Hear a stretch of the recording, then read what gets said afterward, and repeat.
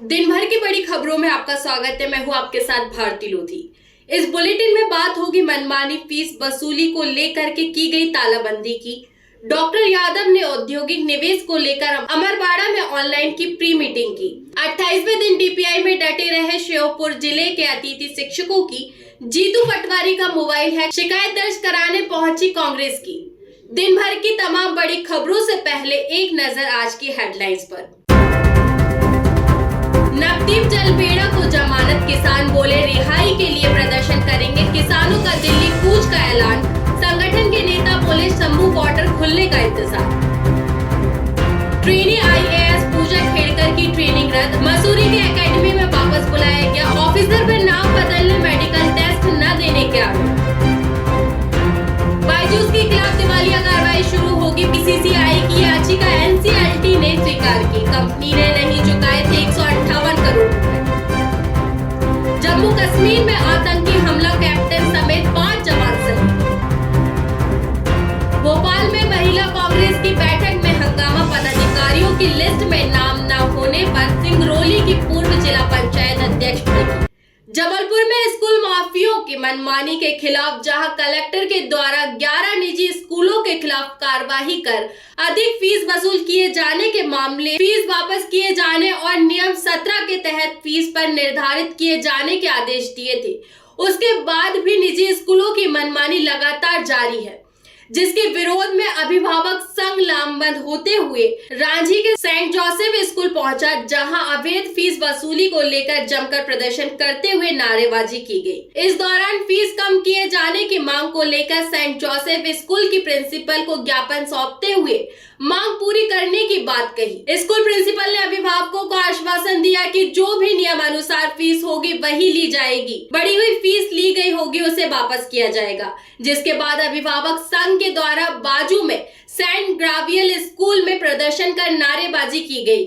वहीं स्कूल में प्रिंसिपल न होने के चलते अभिभावकों का गुस्सा फूटा और आक्रोशित अभिभावकों के द्वारा स्कूल में तालेबंदी करते हुए नारेबाजी की गई। जी, आज किस प्रकार का जो है विरोध प्रदर्शन आप लोगों के द्वारा किया जा रहा है, क्या मांगे हैं? सबसे पहले मैं बोलना चाहूँगी कि शिक्षा को जो व्यापार बना के रखा है, ये आंदोलन इसलिए किया जा रहा है। अगर शिक्षा व्यवस्था जागरूक होती तो माननीय श्री कलेक्टर महोदय के आदेश के बाद भी अगर स्कूलों ने अपनी अपनी जो फीस वृद्धि की है उसको लगाम लगा दी जाती तो आज इतना बड़ा आंदोलन की आवश्यकता नहीं पड़ती।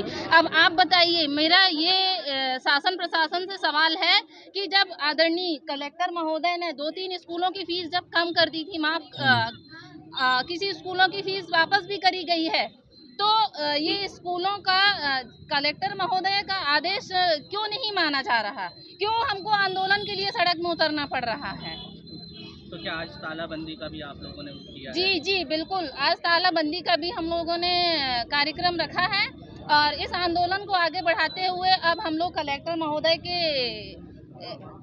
समक्ष जाएंगे और आंदोलन को और जिस प्रकार से अनाप शनाप जो फीस वसूली जो निजी स्कूलों के द्वारा की जा रही है, किस प्रकार की परेशानियां आती हैं? सर, परेशानियां तो बहुत आती हैं पेरेंट्स को, और मैं बताना चाहूँगी कि गैब्रियल्स स्कूल में बहुत सारे जो फैक्ट्रीज कर्मी हैं उनके बच्चे भी पढ़ते हैं, पर उनको तो मुझे नहीं लग रहा है कि कोई ऐसी विशेष परेशानी आ रही है। लेकिन जो मिडिल क्लास लोग हैं उनको बहुत परेशानियों का सामना करना पड़ रहा है। इवन ये स्कूल कभी डोनेशन के नाम पे हमसे पैसे वसूल करती है, कभी अननेसेसरी चीज़ें मंगाने के नाम से हमसे पैसे वसूलती है। इसको बंद किया जाए। मुख्यमंत्री डॉक्टर मोहन यादव आज छिंदवाड़ा जिले के अमरवाड़ा विधानसभा दौरे पर रहे। इस दौरान डॉक्टर यादव ने कहा कि छिंदवाड़ा जिले के अमरवाड़ा विधानसभा में चुनाव जीतने के बाद हमारा पहला दौरा हुआ। मेरे साथ खजुराहो के सांसद और भाजपा के प्रदेश अध्यक्ष माननीय बीडी शर्मा उपस्थित रहे। डॉक्टर यादव ने कहा कि हम सब मिलकर आज अमरवाड़ा चुनाव जीतने का जनता के बीच आभार मनाने आए और जनता के साथ जो हमने कमिटमेंट किए थे, हम सब मिलकर चुनाव जीतने के बाद सरकार के द्वारा किए गए सभी घोषणाओं के पालन की दिशा में काम करेंगे। उस दिशा में आज सबसे पहले औद्योगिक निवेश को लेकर मीटिंग की। आज छिंदवाड़ा जिले के अमरवाड़ा विधानसभा में चुनाव जीतने के बाद हमारा पहला दौरा हुआ। मेरे साथ माननीय सांसद खजुराहो और भाजपा के प्रदेश अध्यक्ष शुभंकर श्रीमान वीडी शर्मा जी मौजूद है।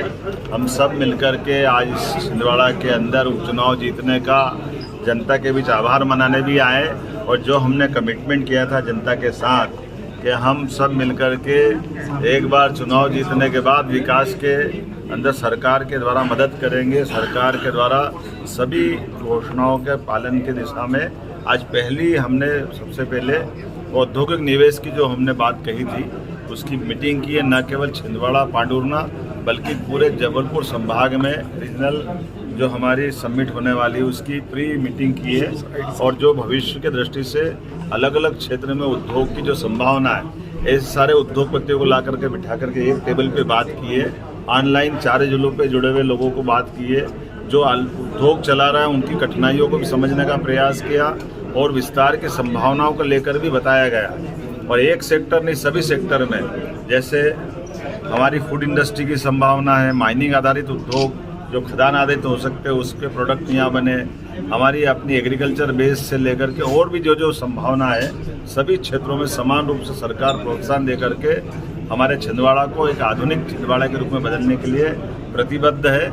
मेरी अपनी ओर से पुनः इस पूरे चुनाव में सबने प्राणपण से, खास करके जनता ने जो भाजपा के प्रति विश्वास व्यक्त किया है, सरकार और माननीय संगठन के अध्यक्ष वीडी शर्मा जी हम दोनों आजाद स्कूल अतिथि शिक्षक संघ मध्य प्रदेश के प्रदेश अध्यक्ष केसी पवार, प्रदेश महासचिव संतोष कहार, प्रदेश कार्यकारी अध्यक्ष बीएम खान, प्रदेश उपाध्यक्ष मुकेश जोशी ने संयुक्त रूप से बताया कि 19 जुलाई 2024 से लगातार लोक शिक्षण संचालनालय भोपाल के सामने प्रदेश भर के अतिथि शिक्षक क्रमिक सांकेतिक शांतिपूर्ण धरना प्रदर्शन करते चले आ रहे हैं, पर आज दिनांक तक धरने के 28वें दिन भी अतिथि शिक्षकों की प्रमुख लंबित मांगे अनुभव के आधार पर विभागीय पात्रता परीक्षा लेकर नियमित शिक्षक बनाए जाए और पूर्व मुख्यमंत्री शिवराज सिंह चौहान द्वारा 2 सितंबर 2023 को अतिथि शिक्षक पंचायत में की गई घोषणाओं के समस्त आदेश जारी कराने और वर्तमान समस्या सहित अन्य मांगों को लेकर अनिश्चितकालीन सांकेतिक धरना प्रदर्शन कार्यक्रम चलने का आज 28वां दिन है, पर आज दिनांक तक अतिथि शिक्षकों की उपरोक्त मांगों में से कोई भी पूरी नहीं हुई। तो श्री शिवराज सिंह चौहान जी के समक्ष उन्होंने हमें नियमितीकरण और 50 अंक बोनस विभागीय परीक्षा लेकर और आपका 50% आरक्षण भर्ती परीक्षाओं में देने की घोषणाएं की थी, जिनमें से वेतन वृद्धि तो हो चुकी है हमारी, उसके अलावा कोई भी हमारी मांगे पूरी नहीं हुई। और हमारी शासन से यही मांग है कि हमारा विभागीय परीक्षा लेकर नियमितीकरण किया जाए और ये गरीब अतिथि शिक्षकों को दर दर की ठोकरें खाने के लिए मजबूर न किया जाए। और ये बार बार हमें हटा दिया जाता है, लगा दिया जाता है, पता ही नहीं रहता कि हम अपने बच्चों का भरण पोषण किस प्रकार करें। हमारे बच्चों का, हमारा सबका भविष्य, परिवार का भविष्य अंधकारमय हो रहा है और हमारी सरकार से यही मांग है मुख्यमंत्री श्री मोहनलाल यादव जी से कि हमें विभागीय परीक्षा लेकर नियमितीकरण किया जाए। मध्य प्रदेश कांग्रेस कमेटी के प्रदेश अध्यक्ष जीतू पटवारी का मोबाइल हैक कर लिया गया। उनके मोबाइल को हैक करने के बाद कांग्रेस साइबर सेल पहुंची, जहां उन्होंने पेगासस सॉफ्टवेयर से मोबाइल हैक करने की शिकायत साइबर सेल में दर्ज कराई। शिकायत में कहा गया कि जीतू पटवारी के मोबाइल से तमाम गोपनीय दस्तावेज, फोटोग्राफ और बैंक अकाउंट तक की जानकारी चुराई गई। कांग्रेस का कहना है कि एप्पल कंपनी की तरफ से जीतू पटवारी को इस संबंध में ईमेल भी किया गया। साइबर सेल में शिकायत दर्ज कराने में कांग्रेस मीडिया अध्यक्ष मुकेश नायक, जेपी धनोपिया समेत कांग्रेस के कई वरिष्ठ नेता मौजूद रहे। ये मध्य प्रदेश कांग्रेस कमेटी के अध्यक्ष माननीय जीतू पटवारी जी के अकाउंट को हैक करने से संबंधित मामला है। पेगासस नाम की एक कंपनी है जो तमाम पूरी दुनिया में इस तरह के अकाउंट्स को हैक करने का काम करती है और बहुत एक्सपेंसिव है ये कंपनी। कोई साधारण व्यक्ति इसको हायर नहीं कर सकता। भारतवर्ष में केवल 40 लोग हैं जिनके अकाउंट को इसने हायर किया और वो चिन्हित किया गया। वैसे ही प्रदेश कांग्रेस कमेटी के अध्यक्ष जी के अकाउंट को हैक करने के लिए स्पाई इनके फोन में छोड़ा पेगासस कंपनी ने, और उनके पूरे फोटोग्राफ्स, उनकी पूरी गोपनीय फाइलें मध्य प्रदेश कांग्रेस कमेटी के परिपत्र, पूरे फोटोग्राफ्स, यहाँ तक कि जो उनके आर्थिक अकाउंट्स हैं वो तक भी जाने की संभावना इसमें होती है।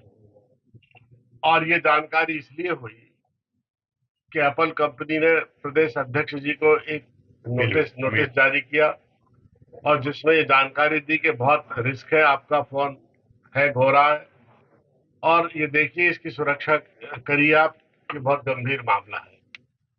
देखिए, सुरक्षा की दृष्टि से, गोपनीय दस्तावेज की दृष्टि से और एक प्रदेश कांग्रेस कमेटी के रणनीति के तहत तैयार होने वाले परिपत्र और कागजों की दृष्टि से ये मामला अत्यंत गंभीर है। हम लोग ज्ञापन देने आए एडिशनल डीजी साइबर क्राइम के पास और उनसे हमने आग्रह किया है। उन्होंने भी हमसे कहा है कि ये मामला बहुत गंभीर है, हम बहुत इसको गंभीरता से संज्ञान में ले रहे हैं, इसकी जांच करेंगे और जो भी इसके पीछे दोषी है, अपराधी है, जिसने भी ये साइबर क्राइम किया है उसके खिलाफ हम एफआईआर भी रजिस्टर करेंगे, मामला भी रजिस्टर करेंगे। क्या लगता है? देखिए, प्रथम दृष्टि से ऐसा लगता है कि ये पॉलिटिकल अप्रोच है इनके अकाउंट को हैक करने की, क्योंकि और किसी को क्या फायदा होगा।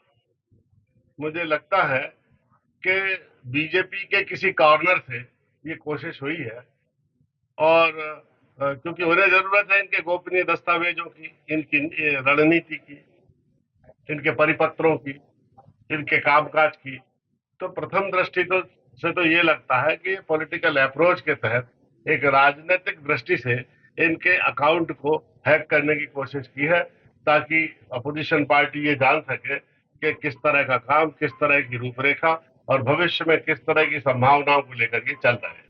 इस बुलेटिन में इतना ही। देश विदेश की तमाम खबरों को जानने के लिए देखते रहिए एक्सपोज टुडे न्यूज। नमस्कार।